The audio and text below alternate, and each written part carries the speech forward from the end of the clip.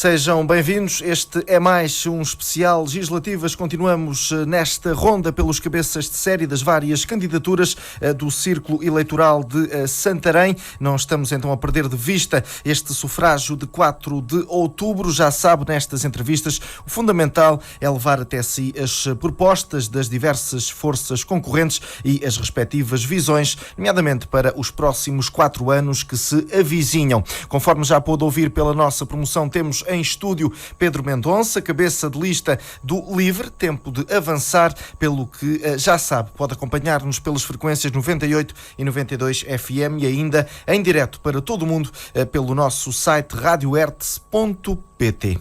Vamos então dar continuidade, ou começar, melhor dizendo, esta entrevista. Pedro Mendonça, muito boa tarde, obrigado pela presença, seja bem-vindo, obrigado pela sua disponibilidade. À semelhança do que tem acontecido nas últimas entrevistas, começamos aqui com uma espécie de quebrar o gelo, por assim dizer, e pergunto-lhe quem é Pedro Mendonça. Ora, antes de mais, muito boa tarde, eu é que agradeço o convite. Eu sou um cartacheiro, nascido e criado no Cartacho, Concelho do Cartacho, perto de Santarém. Tenho 42 anos, sou licenciado em Relações Internacionais. Trabalhei essencialmente na área da cultura, no Teatro da Trindade, no Teatro Nacional Dona Maria II, fui diretor artístico do Centro Cultural do Cartacho.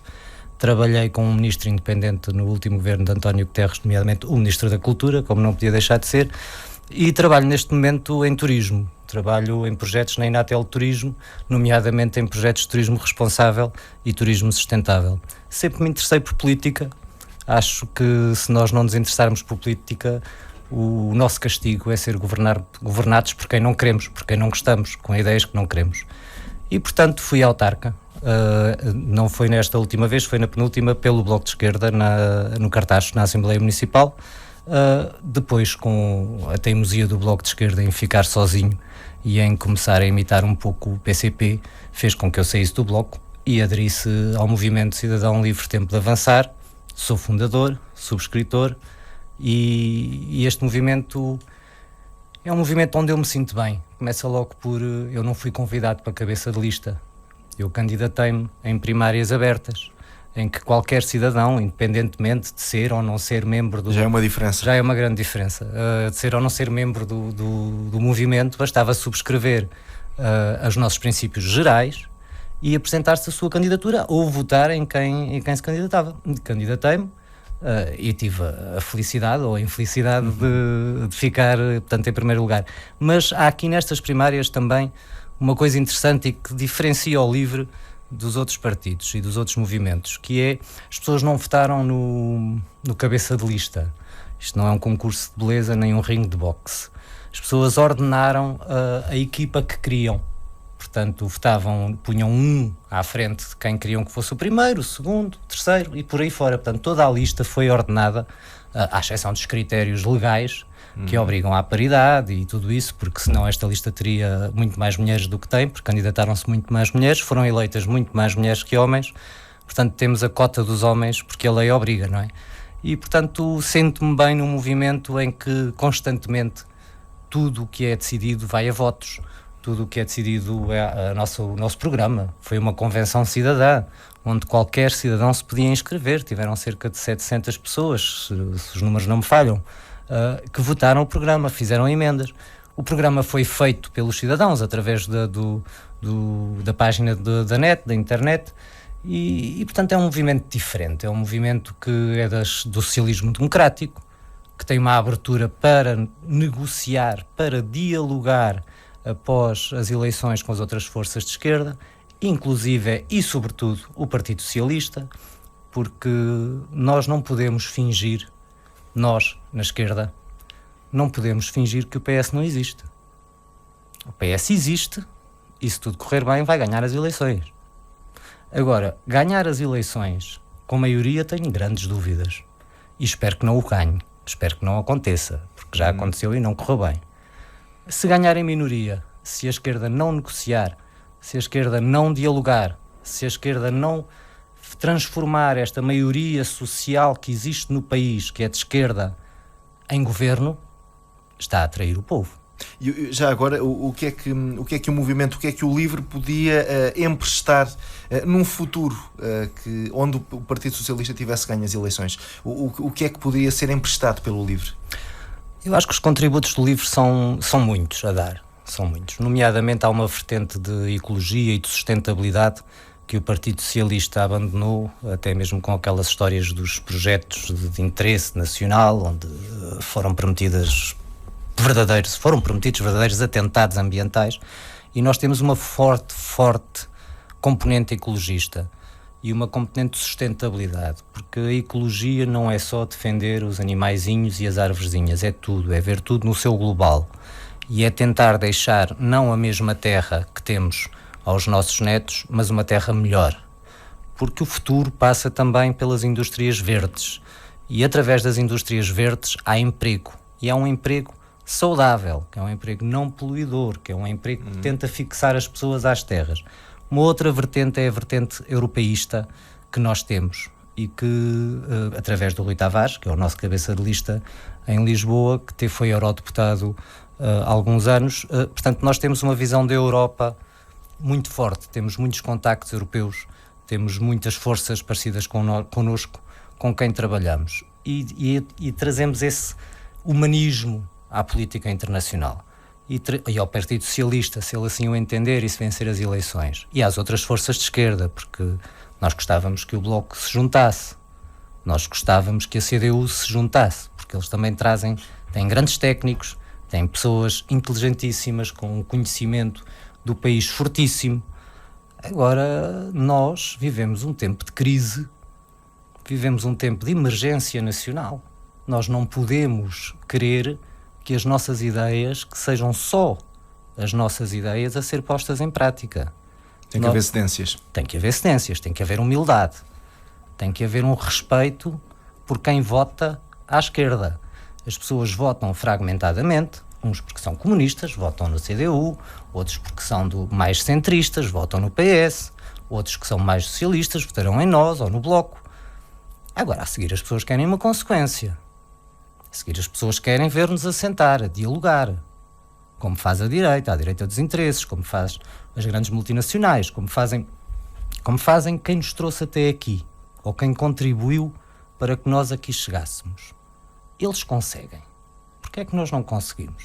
Temos que conseguir. O governo é a arte do possível. Essa mensagem que está aqui a transmitir-nos, e o LIVRE ainda é um movimento, um partido, neste caso, relativamente recente, essa mensagem têm conseguido fazê-la passar? Estão a sentir essa percepção, essa adesão por parte da população que contactam? Porque há aquela ideia que o LIVRE, Bloco de Esquerda, estamos a falar de pessoas que saem do Bloco de Esquerda, formam o LIVRE, mas não só. Temem que essa imagem ainda vá aparecer colada nas legislativas? É natural que sim. Vamos aparecer com imensas imagens coladas a nós, umas positivas, outras negativas. O que é positivo é que realmente as pessoas começam a ouvir falar e começam a ouvir as nossas ideias. Aqui no distrito tem sido uma agradável surpresa, Temos sido muito bem recebidos. O distrito é maioritariamente de esquerda, mesmo que às vezes vota à direita. É um distrito que vota PS, que vota Bloco. O Bloco, a seguir a Lisboa, tem aqui bons resultados. É um distrito que tem muita gente do centro-esquerda e da esquerda.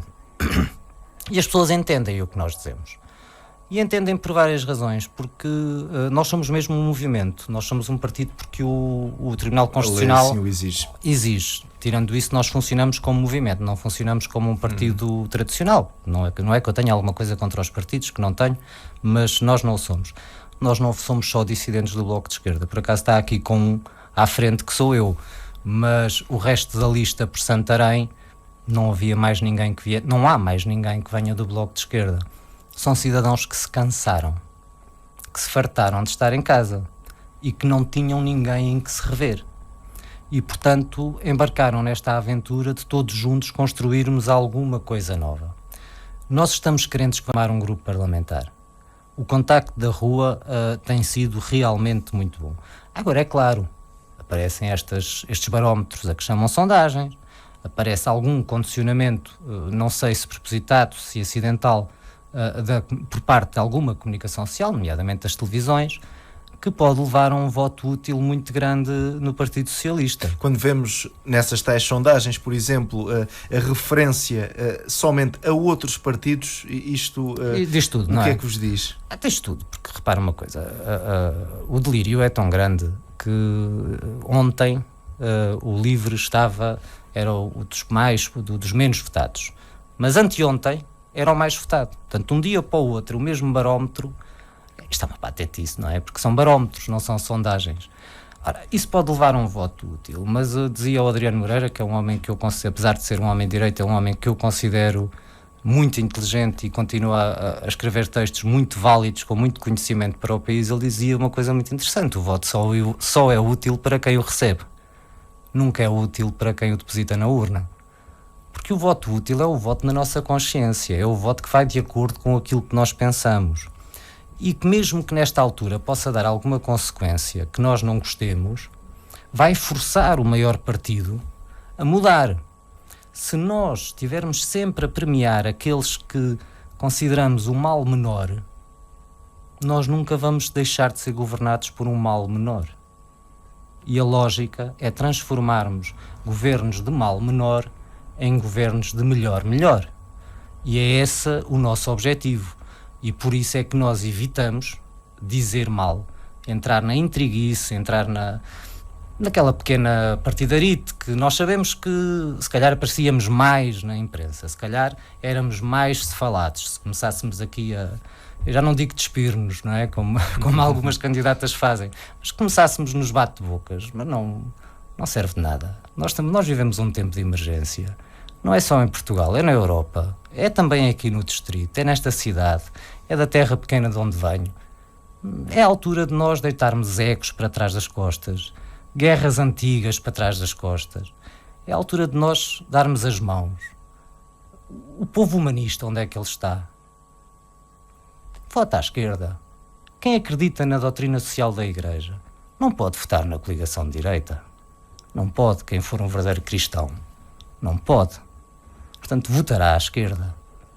Mas votar à esquerda tem que ter consequência. Votar em nós significa que nós vamos fazer tudo, menos trair quem votou em nós.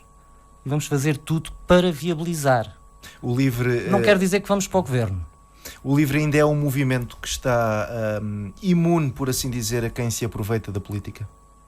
Eu julgo que sim.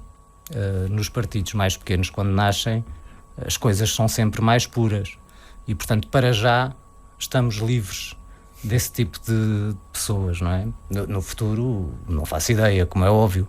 Tudo faremos para tentar libertar-nos disso, não é?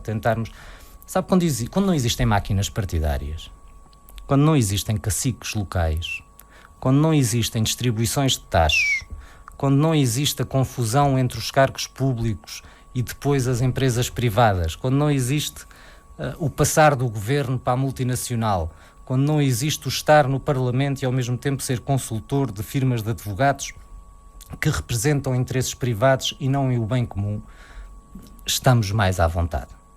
E nós estamos à vontade. E estamos à vontade de cara limpa, de cabeça levantada, para dialogar com o Partido Socialista, com o Bloco de Esquerda e com a CDU, para tentarmos viabilizar um governo que dure 4 anos, que faça alianças na Europa para mudar este disparate, porque tem que haver outro caminho. Nas Nações Unidas, a semana passada, foi votada uma resolução que defendia que existem dívidas impagáveis. E defendia que, perante esse facto, porque é um facto, há dívidas que não se pagam, tinha que haver reestruturação da dívida. Vergonhosamente, eu senti uma vergonha imensa. Portugal absteve-se. Com a miséria que existe. Com o estado da saúde que está. Portugal abstém-se. E as Nações Unidas foram mais longe. As Nações Unidas disseram, nessa reestruturação da dívida, que o governo português não quer, mas que as Nações Unidas dizem ser essencial. Nessa reestruturação da dívida, os povos têm que estar à frente do capital. E aqui não estão. Não estão. Nessa reestruturação da dívida, a democracia e a vontade soberana de um povo têm que estar à frente dos interesses das instituições estrangeiras ou dos credores. E vai mais longe, porque sabe o que se passa na Europa e o que se passa em muitos países da América Latina. Os direitos humanos não podem ser atropelados em nome de pagamentos de dívidas. E, portanto, nós seguimos o bom senso. E o bom senso manda a que não se mande as pessoas para a rua para transformarem em sem-abrigos e a seguir, no fim delas nada terem, tentarmos-lhes sacar tudo. Isto não é bom senso. Isto é estupidez. Permita-me agora começar a centrar a conversa no distrito de Santarém. Tem então essas raízes ribatejanas. Pergunto-lhe, identifica-se com o distrito de Santarém, com as potencialidades que este distrito tem? Com certeza. Eu costumo dizer que é impossível eu deixar de ser quem sou. Não se pode pedir a uma pessoa para a pessoa deixar de ser o que é. Eu, agora calhava-me bem dizer que sou totalmente ribatejano. Não, eu sou cartacheiro. Eu identifico-me como cartacheiro. Eu venho do Cartacho e, portanto, há ali aquela tradição de Ribeirinha, não é? Junto ao Tejo, e é aí que eu me sinto em casa. É aí que eu tenho as minhas raízes, não é? A seguir tenho as minhas raízes em todo o Ribatejo, a seguir em todo o país e a seguir na Europa.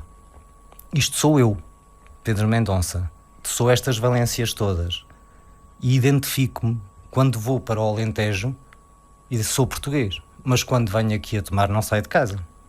Estou em Santarém, estou no distrito de Santarém, estou no meu Ribatejo. E isso eu sinto. Se eu fosse ao Porto ou uma rádio no Minho ou em Trás-os-Montes, era diferente. Se calhar a conversa não fluía tão bem, porque quem nos está a ouvir é como eu, é do Ribatejo. Você que me está a entrevistar, não sei se é de cá ou não, mas vive cá, trabalha cá. Portanto, conhece como é que me há de interpelar. E isto é tradição, isto é comunidade. E isso eu sinto-me completamente integrado. Felizmente por um lado, porque tenho uma boa carreira profissional, infelizmente por outro, por ter essa boa carreira profissional, tenho que trabalhar em Lisboa. E isso leva-nos para um problema que este distrito tem, que sofre por estar perto de Lisboa e ganha por estar perto de Lisboa. E sofre podendo não sofrer. Porque, por exemplo, a minha geração, eu tenho 42 anos, repito, muitas vezes, a maioria das vezes, provavelmente, não trabalha onde vive. E eu tenho carro. E gasta uma fortuna ou não tem como ir trabalhar. O que é um perfeito disparate. Nós podíamos ter terras, cidades vivas, em que as pessoas podiam ir trabalhar à terra ao lado, à cidade ao lado, ou mesmo à cidade grande, a Lisboa, e voltarem, e os filhos aqui crescerem, aqui fazerem a sua vida escolar, aqui os pais poderem fazer as suas compras, e as cidades serem vivas. Isso é possível. Mas depois há uma teimosia nas autoestradas, há uma teimosia no desenvolvimento cego e não sustentável, que leva a que haja uma coisa muito simples. Porque é que não há um passe? Uma maneira diferente de pagar os transportes públicos? Eu sei que o país não tem dinheiro para fazer muito mais agora. Mas o país deve juntar-se e pensar como é que, com o que existe, com os transportes públicos que existem, como é que vamos pô-los com preços acessíveis, sustentáveis, adianto, sustentáveis para que os cidadãos os possam utilizar e deixar o carro na garagem. Porque neste momento não é opção. Têm que usar o carro. E isso, por exemplo, está a matar muitas terras neste distrito. Revê-se então naquelas pessoas, e durante os últimos 4 anos o distrito de Santarém perdeu tanta população que agora nas legislativas terá menos um representante na Assembleia da República. Revê-se nestas pessoas que tiveram que deixar o distrito para procurar outras oportunidades que não existem no interior. Claro que sim. Claro que sim. Claro que, no meu caso, a minha terra é muito próxima de Lisboa, claro. Permite-me que não tenha essa sensação de abandono, não é? Não tenha essa sensação de saudade, não é? Porque ali é meia hora, eu meto em meia hora de carro, 45 minutos de comboio, por aí vê, um quarto de hora. E, no entanto, sai-me muito mais caro a andar de comboio para trás e para a frente, porque depois o comboio não para na terra, porque depois na terra não há um transporte que leva ao centro da terra, porque depois o suburbano é que é barato, o regional já é caro. Bom, não tenho essa sensação de saudade ou de não estar a participar, tanto que fui autarca na minha terra, e toda a minha ação cívica, se assim quiser, todo o meu interesse de trabalhar na comunidade é na minha terra, porque apesar de trabalhar em Lisboa, é a minha terra, quer dizer, está ali a 30 minutos, e se vou ao médico à minha terra, se pago os impostos na minha terra. Eu aí sou um conservador, apesar de estar no movimento progressista, não sou capaz de deixar de pagar impostos na minha terra. Não sou capaz de abandonar mesmo, quer dizer, era-me fácil, mas não sou capaz. Sou ribatejano mesmo, isso aí não há volta a dar. O que é que o LIVRE tem em mente para evitar que esta debandada, aqui no que diz respeito ao distrito, mas também podemos alargar esta conversa a outros exemplos do interior. Tem que ser uma coisa alargada, em mente para que se possa estancar esta fuga? É essencialmente um desenvolvimento sustentável. Veja-se, vou dar aqui um exemplo caro, que julgo ser caro a tomar. O turismo. O turismo é a indústria que mais está pujante neste momento no país. Há dois tipos de turismo onde nós podemos apostar. Há um turismo de massas e há um turismo sustentável. O turismo de massas é fantástico a curto prazo. Tenho dúvidas. Mas dentro do turismo de massas, mas a médio prazo, médio e longo, é assassino. Destrói cidades. Transforma cidades em Disneylândias que desaparecem a partir do momento em que haja uma Disneylândia mais barata noutro ponto. Nós vimos aqui, por exemplo, com Tomar, com o convento, com toda a história dos templários, está a despertar, por exemplo, imenso interesse nos franceses, nos espanhóis. Vocês aqui vêm, eu vejo as estatísticas, vocês veem as pessoas que valem mais do que as estatísticas. Mas nós temos um tipo de turismo que vem aqui, chegam de autocarro, visitam o convento de Cristo, saem do convento de Cristo, são enfiados no autocarro e saem de Tomar. O que é que ficou cá? O que é que a cidade ganhou com isto? Nada. Absolutamente nada. Perdeu. A cidade perdeu com isto. Há uma ilusão de movimento. Há uma ilusão de estar na moda. Mas é uma ilusão. Momentânea, se calhar. Estamos a ver muitas pessoas. Mas as pessoas pagaram a sua entrada. Aliás, as pessoas nem pagam aqui a entrada, pagam diretamente à agência, que entretanto já tem preços mais baixos, portanto não serve. Mas há um outro tipo de turismo. Ou seja, quando o Estado for para apostar, o Estado tem que apostar num turismo em que permeie o tipo de turismo em que o turista durma cá. O hotel seja premiado por dar emprego maioritariamente às pessoas de cá, por dar emprego qualificado, por dar formação como a lei exige, por combater o trabalho precário, por respeitar as tradições e os costumes locais, por privilegiar o trabalho de cá, o artesanato de cá, as coisas de cá. E isto faz com que não haja um boom ilusório, em que parece que há um grande movimento, mas faz com que haja movimento de dinheiro, de pessoas e de qualidade de vida que vai subindo aos poucos. E isso sim, isso é sustentável. Para este turismo existir, tem que haver também o respeito pelo meio ambiente, como é óbvio. Porque a maioria dos turistas europeus, não é, que é o nosso maior mercado, vivem em cidades. Poluição estão eles fartos. Prédios estão eles fartos. Portanto, não se pode apresentar uma cidade como um cartão turístico se depois a descaracteriza. Se tenta que essa cidade fique igual à Expo 98 para as pessoas poderem entender de uma forma mais fácil. A Expo 98 sai pelo mundo todo. Convento de Cristo só há um.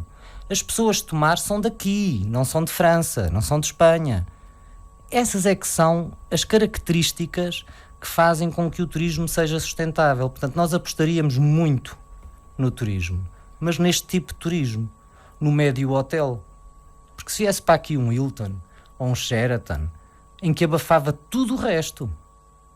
Porque eram essas grandes cadeias que ficavam com tudo. As pessoas vinham e dormiam cá, sim senhor. Mas pagavam a uma cadeia multinacional. Onde é que ela pagava os impostos? Pagava os impostos lá fora. Não era cá. E, portanto, não servia de nada. Lá está. Havia meia dúzia de trabalhos precários, de jovens, rotativos, com estágios, que eram postos a andar a partir do momento em que necessitavam de ganhar um pouco mais. E isto combate-se, a desertificação do interior, com estas políticas ordenadas, com pensando tudo isto em conjunto, juntamente com as indústrias, verdes de preferência, como é óbvio, há uma aposta a fazer, porque o país o país não é pequeno. As pessoas têm a dizer que o país é pequeno, mas ao nível europeu somos um país médio. O país é médio, mas não é grande geograficamente. E, portanto, não há por que estarmos desertificados o interior. Não há. Não há razão. É a favor de discriminações positivas, como agora muito se diz? Sim, obviamente. Obviamente, são essenciais. São absolutamente essenciais. Porque as discriminações positivas acontecem em relação ao litoral. Só que não é dito. É mais fácil viver em Lisboa do que viver no interior. Não tenha dúvidas. É mais duro psicologicamente. Por ser uma cidade maior, por ter toda aquela confusão, mas é mais fácil. É mais fácil ir ao médico. É mais fácil ir ao hipermercado. É mais fácil tudo. Os acessos aos serviços de saúde, à educação, a tudo o que nós precisamos para viver é mais fácil. Há mais trabalho, há mais oferta de trabalho. Agora, não tem a rede social que nós temos. Não tem a família. Não tem o grupo de amigos. É mais fácil uma pessoa numa cidade grande cair e ninguém lhe dar a mão. Aqui não. Aqui há sempre uma tia, um primo, uma ex-namorada, um ex-namorado. Há sempre alguém que dá a mão. Mas eles têm discriminação positiva. Eles têm discriminação positiva. Não é dito. Agora, no interior temos que ter, obviamente. Não faz sentido. Por exemplo, esta história das scouts ser completamente paga. Não faz sentido. Mas que indústria é que se pode instalar no interior com o custo que isso tem? E afinal o interior está mais perto de Espanha. Então vamos começar a pensar ao contrário. Se calhar não é o interior. Se calhar é o caminho para a exportação. Agora isto tem que se dar meios. Não se tem que dar dificuldades. Não é vocês aqui partirem o pé e não saberem em que hospital vão. Não é. Assim não é. Assim não vamos lá. Assim não vamos lá. Ai, mas não há escala e fica muito caro. Discriminação positiva. O que é que o país precisa ou não precisa de gente no interior? É estratégico. Precisa ou não precisa? Se precisa, deixemos de demagogias. Há que haver um investimento. É como a democracia. A democracia tem custos. As pessoas dizem, não sei o quê, mas isto tem custos. Toda esta máquina eleitoral tem custos. Agora qual é a opção? É a ditadura. E a ditadura pelo menos eu não quero, não é? Falou nas portagens, nas SCUT, permita-me incidir sobre esse ponto. Estamos numa região onde temos a A23, temos a A13, curiosamente são duas vias com o valor de portagens mais elevado em todo o país. Já por aqui passaram cabeças de lista que defenderam a abolição total das portagens na região, outros uma diminuição. Aliás, o atual Primeiro-Ministro, candidato pela coligação PSD-CDS, já deu o seu compromisso de que iria rever o valor das portagens aqui nesta região. No entender do livro, o que é que deve ser feito? A abolição é o caminho ou poderá aqui haver algum meio termo? Só fazer aqui uma piada, porque falar em compromisso do Dr. Passos Coelho acaba por ser uma brincadeira, não é? Porque obviamente os compromissos são, quando ele diz como as crianças, não é? Aquela psicologia invertida, quando ele diz que vai acabar com uma coisa, é porque isso vai ser agravado. Não, eu não acredito, infelizmente, no Primeiro-Ministro. Em relação ao livro, vamos ser claros, nós não vamos ganhar as eleições. E, portanto, eu dizer se o LIVRE ganhar as eleições, se for um partido maioritário no país, acontece isto ou acontece aquilo. Mas querem ter o maior número de votos possível. Era isso que eu ia dizer. Agora, portanto, nós sabemos que temos que influenciar. E o sonho é a abolição. Mas aquilo que nós prometemos é a negociação para baixar o máximo possível até zero. Porque falar no princípio, como falou o Dr. Passos Coelho, quando pôs as escutas do princípio do utilizador-pagador, é uma mentira, é uma falácia. Os serviços públicos não é esse o espírito, nem aqui nem nos Estados Unidos, que é mais liberal das economias. Isso é uma mentira. Os serviços públicos são pagos pelos nossos impostos. As estradas são construídas se fazem ou não fazem falta. A 23 faz falta. A 13 faz falta. Então, se faz falta, deixemos-nos de cantigas. Se o país está em crise, pode-se pôr um pequeno pagamento provisório. Agora, voltamos ao mesmo. Queremos ou não queremos apostar que o interior não fica desertificado? Se não o queremos deserto, tem custos. Ou então vamos todos viver para a praia e o país cai para o mar, que é um disparate. Portanto, é óbvio, em relação às portagens não há dúvida. Qualquer pessoa de bom senso sabe que o princípio do utilizador-pagador é uma falácia, porque você, quando vai ao médico, também é um utilizador. Mas se você for mais pobre do que eu acho que deve pagar menos do que eu. O objetivo primeiro, o objetivo constitucional era que nenhum de nós os dois pagasse, porque já pagávamos os impostos de uma forma proporcional. Esse é aquilo que nós defendemos. As taxas moderadoras já são pagas pelos nossos impostos. Tem que haver uma reforma fiscal que ponha as pessoas que mais ganham, as empresas que mais lucram, efetivamente a pagar, para que todos possamos usufruir. O mesmo se passa com os escudos. É um serviço público, não é um luxo. É um luxo para quem tem um metro à porta. Quem tem que utilizar a SCUT para viver, para pôr a sua empresa a trabalhar ou para ir para o trabalho, não é um luxo, é uma necessidade.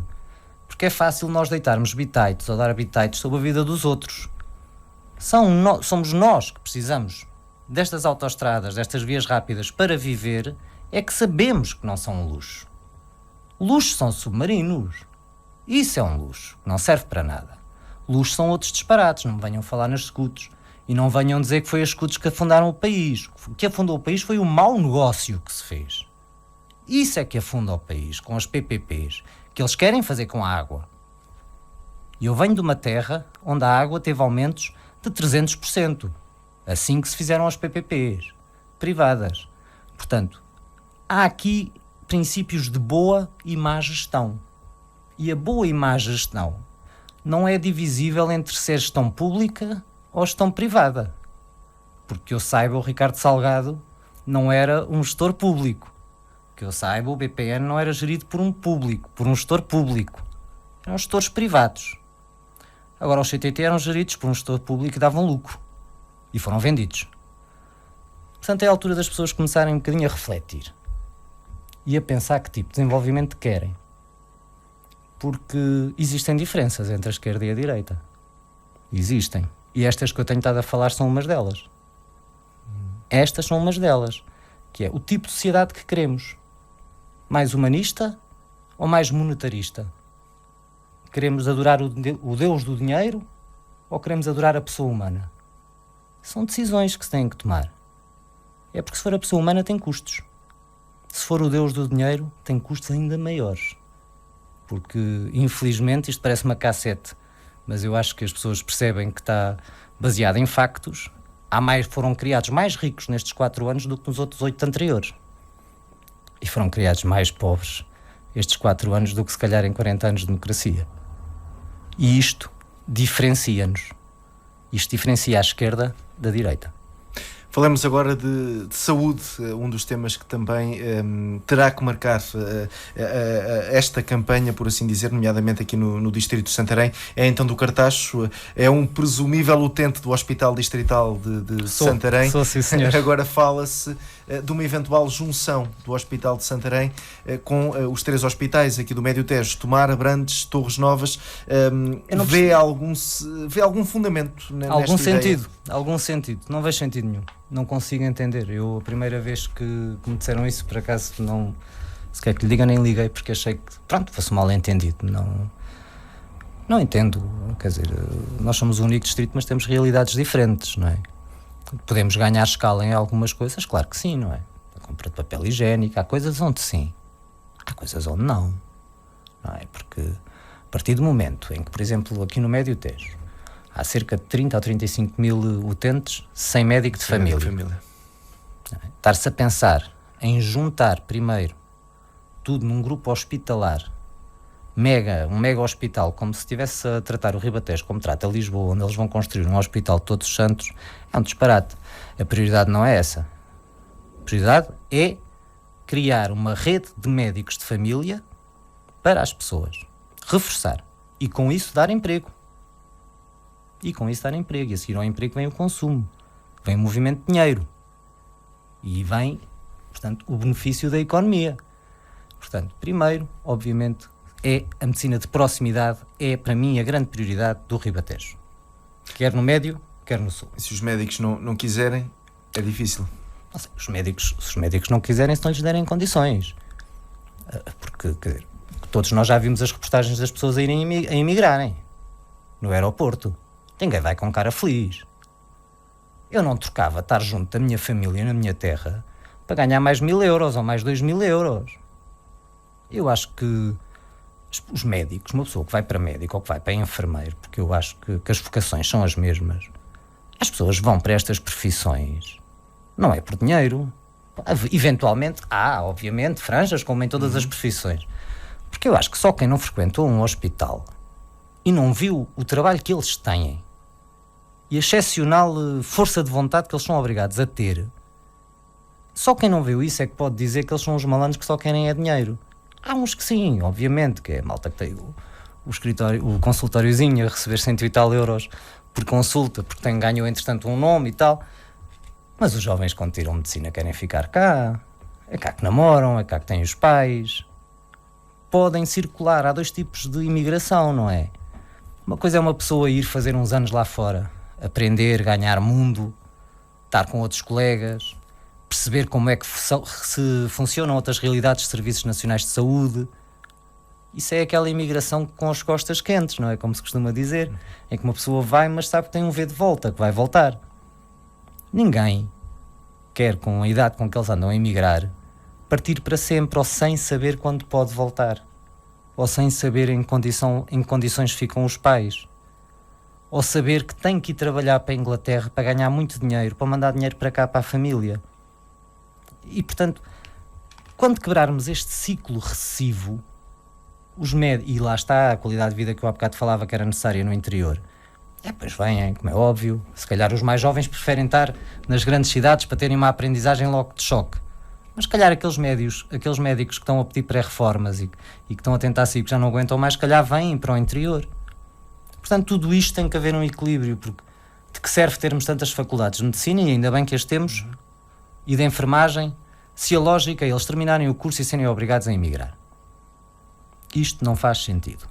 E nós sabemos que não estão a abrir concursos assim por aí além, para nós que estarmos a ter esta conversa, não é? Pensar se eles escolhem isto ou aquilo, não têm como escolher.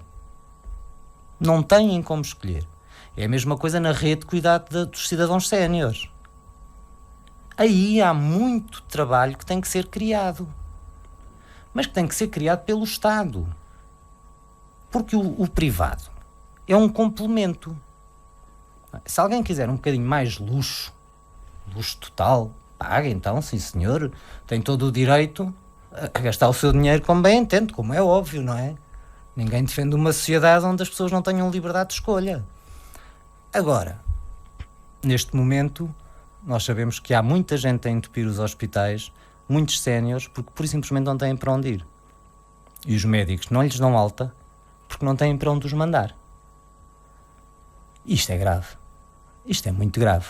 E é por aí que devia vir era por aí que deviam começar as preocupações na saúde. Não era com ajuntamentos de... Não é com areia para os olhos, quer dizer, que não... O facto, por exemplo, aqui no Centro Hospitalar do Médio Tejo, o facto da nova administração, e da anterior também, ter anunciado poupanças, ter anunciado cortes no passivo, não faz pender a balança da razão para o lado de quem está à frente da gestão aqui dos hospitais? Há mais ou menos cidadãos com médicos de família. Há mais ou menos tempos de espera. Demora mais ou menos tempo ter consultas de especialidade. É mais fácil ou mais difícil ter meios de diagnóstico ao dispor dos cidadãos? No fim de eu saber a resposta a estas questões que levantei, eu posso lhe responder. Ainda não sabe as respostas? Sei, obviamente que sei. As coisas estão piores. E estava a ser irónico. Portanto, poupar para prejudicar tudo isto, não. É um mau serviço. Porque eu não para a vida privada, a vida pessoal das pessoas com a vida pública, das pessoas, a gestão privada das nossas casas com a gestão pública, da coisa pública, porque são gestões diferentes. Mas, de uma maneira que as pessoas entendam. Se eu tiver um filho e lhe deixar de dar de comer, também poupo. É estúpido. É totalmente absurdo. Chega ao fim do mês com dinheiro e com a criança doente e mais dia menos dia a criança morre. E, portanto, poupar por poupar é estúpido, é salazarento. É uma visão pequenina. É uma visão que não... É uma visão para agradar ao chefe. Não é uma visão para servir os seus concidadãos. O chefe do Excel, neste momento a chefe, não é, a senhora ministra, fica contentinha, mas as pessoas têm um Serviço Nacional de Saúde pior. E isto... Eu, salazarento é uma palavra muito forte, mas é a palavra que me vem à cabeça na altura em que nós tínhamos os cofres cheios de ouro, na altura do Salazar, mas em que, no interior, lá está, muita gente andava descalça, não ia à escola e começava a trabalhar a seguir à 4ª classe. É este o país que queremos? Nós podemos ter os cofres cheios. E estamos na altura certa das pessoas decidirem o que é que querem. Que país querem construir? O país dos cofres cheios ou o país do desenvolvimento sustentável em que as pessoas sejam mais felizes, tenham mais qualidade de vida e consigam perspectivar o futuro? E com os cofres não tão cheios, como é óbvio. Porque foi aquilo que eu tenho dito. Há custos. Há custos. Se você quiser estudar mais, isso custa mais. E o país tem que decidir. Quer mais conhecimento ou não quer mais conhecimento? Aposta na inovação ou não aposta na inovação? Se a lógica é pôr-nos todos a trabalhar com os direitos dos trabalhadores asiáticos, chineses, por exemplo, se é o modelo chinês, digam. Digam para nós sabermos. E para as pessoas decidirem sem serem enganadas. Porque eu não me esqueço que a medida que este governo propôs, e que graças ao Tribunal Constitucional, graças à Constituição não foi para a frente, era cortar os dois subsídios. Era baixar os salários, era aumentar ainda mais os impostos. Era pôr-nos ao nível dos chineses. Ao nível daquelas fábricas que nós vimos na televisão e dizemos coitados, que ainda estão piores que nós. No entanto, no papel a China está com um desenvolvimento brutal. E o povo está? Sim, tem muito mais emprego. Estão a brincar comigo. A quem é que nunca já veio uma lágrima ao canto do olho quando viu fábricas subterrâneas onde as pessoas não são trabalhadoras, são escravas? Portanto, há decisões a tomar. Que tipo de trabalho nós queremos? Quem é que consegue educar filhos com 2 salários mínimos, por exemplo? Como é que é possível? E depois vêm falar da natalidade. Vem o Presidente da República perguntar porquê é que não fazem mais filhos. Nós não fazemos mais filhos porque não temos dinheiro. E não temos perspectiva no futuro. Porque o modelo de desenvolvimento que foi apresentado nos últimos anos é ganhar menos, ter menos serviços públicos e não sabemos bem, porque estamos sempre sob uma chantagem, sobre um cutelo na cabeça, não sabemos muito bem como é que vai ser o nosso futuro. E depois ainda nos dizem, olha, e agora tenta poupar porque a gente não sabe se te vai dar reforma. E, no entanto, há excedente na Segurança Social. Quando não há é porque eles vão brincar com o dinheiro da Segurança Social à bolsa. Quando não há é quando eles vêm com estas histórias dos plafonamentos, em que os ricos deixam de contribuir, os que mais ganham. Não precisam de ser ricos, é só os que mais ganham e ainda bem que ganham, não tenho nada contra os ricos. Agora, têm que contribuir, é uma coisa solidária, para terem descanso, também para terem... Porque uma pessoa só descansa se vive numa cidade boa, não é? Uma pessoa não sai de casa a rir-se, a ver ao lado um vizinho com fome e sem dinheiro de ir ao médico. Uma pessoa não sai de casa a rir-se, por muito dinheiro que tenha na conta bancária, se souber que há médicos para pobrezinhos e há médicos para ricos. Quer dizer, haverá quem pense assim, como é óbvio. Mas são, lá está, as franjas. Portanto, há modelos sociais, e são nestes modelos sociais, de uma forma geral, que se tem que decidir nestas eleições. Não é nestas questiúnculas, nestas pequenas guerrinhas que se eles arranjam na televisão. Não é aí. São modelos de desenvolvimento do país. Modelos e formas de estar na Europa e no mundo. Porque há problemas que só se resolvem a nível europeu. E há 2 modelos. O modelo do trabalhador barato, altamente produtivo, porque senão vai parar o olho da rua porque não tem direitos, e há um modelo que respeita todos. O empresário e o trabalhador. A cidade e o campo. Este é o modelo que o livre Tempo de Avançar defende. E as pessoas não estão informadas sobre aquilo então que está em causa? Não estão. As pessoas não estão. Algumas sim, outras não. A maioria, eu acredito que não estejam, porque tudo é feito para que isto lhes seja ocultado. Porque isto não é vibrante. Isto abrir um telejornal com isto não dá audiência. Dá audiência é o Fediver. O que dá audiência é a pequena patetice. Isso é que dá audiência. Isto não interessa às multinacionais. Isto não interessa que se saiba. Isto não interessa a quem está no governo para depois ir para o FMI. Isto não é uma insinuação. Estou a falar mesmo do ministro Gaspar. Isto não interessa. Agora, por exemplo, tenho pena que o Partido Socialista se enrede nestas pequenas tricas partidárias, nestas pequenas patetices. Tenho pena que muitas vezes o Bloco e o PCP sigam o mesmo caminho. Porque as pessoas não são burras. As pessoas não são estúpidas. As pessoas já deram provas de grande sabedoria em várias vezes ao longo da nossa longa história. Agora, têm que se lhes explicar. Porque eu também, há coisas que sei porque estudei, porque assumo a responsabilidade de ser cabeça de lista do Movimento Cidadão. Portanto, tenho obrigações e fui estudar. Agora, eu compreendo que quem sai de casa às 7 da manhã para ir trabalhar e volta a casa às 8 da noite, cansado, sem dinheiro e sem perspectiva de futuro, não tenho a cabeça para pensar nestas coisas. E se calhar são essas pessoas que fazem parte da abstenção. Exatamente. Eu agora pergunto-lhe, há quem diga que para que os partidos mais pequenos pudessem ombrear com os maiores, por assim dizer, em Portugal deveria ser instituída a obrigação de votar. Vê algum fundamento nisto? Não. Eu, pessoalmente, e o movimento também concorda, ou melhor, eu concordo com o movimento, estou na maioria. Não, a obrigatoriedade de votar, não. As pessoas têm que ser livres para decidir e votar. Então não se devia também contar a abstenção como algo que faz parte, porque olha-se para a abstenção como... para quem pratica a abstenção como alguém que é quase excomungado da sociedade. Não seria também uma forma de democracia? Sim, mas é uma autoexclusão que nós temos que respeitar. É uma autoexclusão, uma pessoa pode decidir não votar. E a abstenção em Portugal está muito empolgada. Cuidado com isso, porque os números dos cadernos eleitorais, neste momento, há tantos eleitores quase como portugueses, incluindo as crianças que não votam e os imigrantes que não votam. E, portanto, há aqui... Não votam os novos imigrantes, ainda não tiveram tempo, e agora com eles a atrapalharem isto tudo, não lhes dá jeito. Portanto, eu não ia tanto pela obrigatoriedade do voto. Eu não ia tanto por aí. Deveria de existir, era um círculo nacional de compensação. Ou seja, e aí os pequenos partidos começavam a ter a sua representação de facto, não é?